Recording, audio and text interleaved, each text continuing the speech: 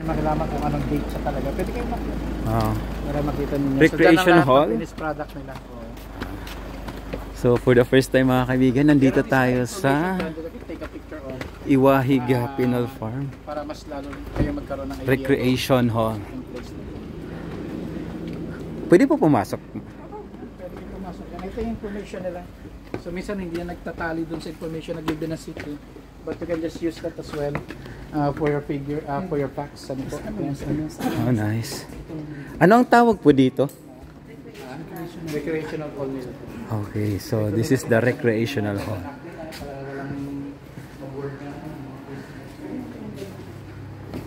Itong mga nakikita nyo po to, ito po yung mga product at gawa mismo ng mga priso dito sa Iwahig.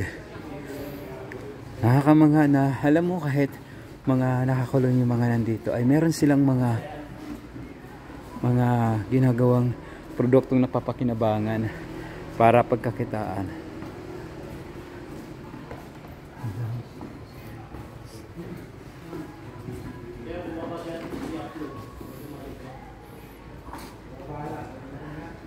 Oh, grabe mo. Parang mga lumang disenyo.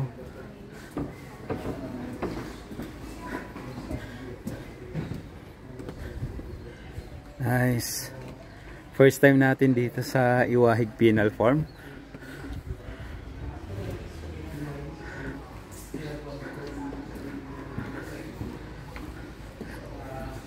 Ang daming mga souvenirs na pwedeng mabili dito pagka nakabisita kayo dito sa Iwahig Pinal Farm. Nice. Tapos meron din silang donation box. Para kung gusto niyo pong magbigay ng donation, lagay niyo lang po dito.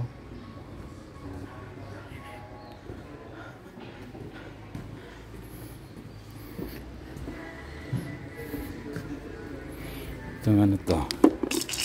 Ayan, ganyan. Mga ano. Okay. Nice, may mga damit. Ano ito? Pag ginamit natin to. Ganding ha.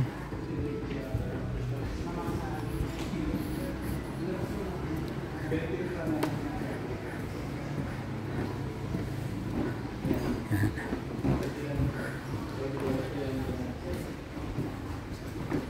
So ito yung mga history. Kailangan natin itong makuha. So yan. Mga history nito.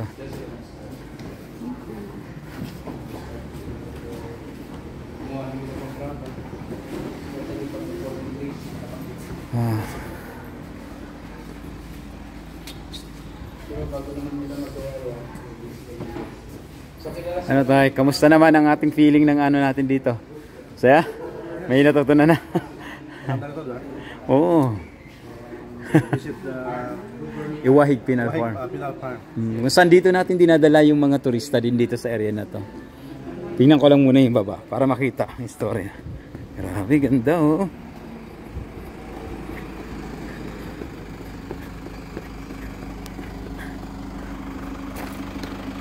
Nice. Galing.